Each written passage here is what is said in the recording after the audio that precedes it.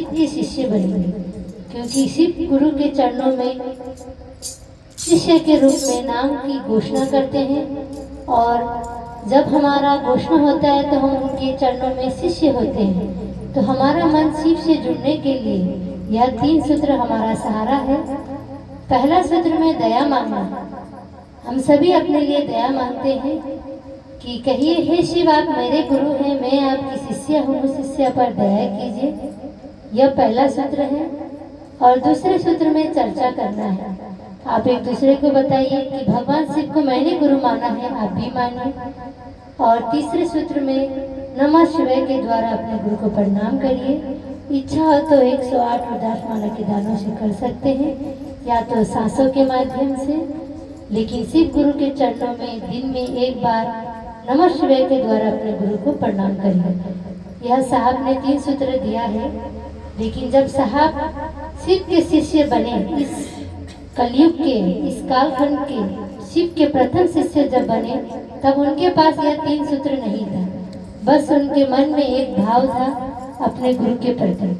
जब हमारा मन अपने गुरु के प्रति लगाव रखता है और उनके सानिध्य में रहता है, तो गुरु हमें फल देते हैं और चमत्कार करके हमें दिखाते हैं। साहब ने तो अपना मन लगाया था शिव से, तब उन्हें यह नमः शिवाय का पंचाक्षर मंत्र मिला और यह 3 सूत्र भी उन्होंने बनाए, क्योंकि उनको विश्वास हुआ कि भगवान शिव इस संसार में गुरु रूप में है।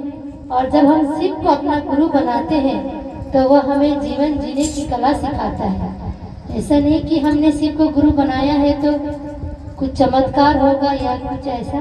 लेकिन जब आपका मन शिव से जुड़ जाता है तो धीरे धीरे शिव ऐसे ऐसे आपको अनुभव करने के लिए देते हैं कि आपको खुद सोच में यह आएगा कि ऐसा तो मैंने कभी सोचा नहीं था, लेकिन मेरे साथ यह घटना कैसे घटी। यह आपको अपने आप से अनुभव होना शुरू होगा जब आप शिव के शिष्य और उनके चरणों में अपने मन के भाव को रखेंगे।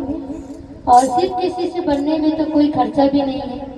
अगर आपको समय मिलता है तो चर्चा में चलिए, अगर नहीं मिलता है तो आप अपने घर में ही बैठकर अपने आसपास दोस्तों को बता सकते हैं कि भगवान शिव को हमने गुरु बनाया है, आप भी बनाइए।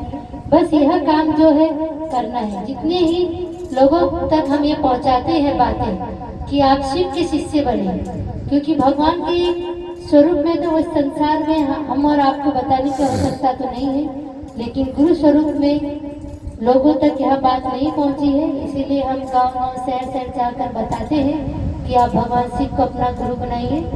तो शिव ऐसे गुरु हैं जो आज से नहीं है, ना मैंने बनाया, ना आपने, ना साहब ने बनाया। यह तो जब यह संसार का आरंभ हुआ था तभी से, इसीलिए उन्हें स्वयंभू कहा जाता है, क्योंकि वह स्वयं उत्पन्न हुए थे शिवलिंग के रूप में, न जिसका आरंभ है न जिसका अंत है। ऐसे गुरु को हमने गुरु बनाया है। देवों के देव महादेव, सभी देवों में वो महान थे, इसीलिए उनका नाम महादेव रखा गया। तो इतने दयालु, इतने मायालु गुरु को जब हमें अपना बनाने का मौका मिल रहा है तो हम पीछे ना हटे और शिव को अपना गुरु बनाइए और इनके 3 सूत्र को सभी तक पहुंचाइए। इतने कहकर मैं अपने वाणी को मेरे गुरु के चरणों में विराम देते हुए आप सभी को चरणों में प्रणाम करती हूँ।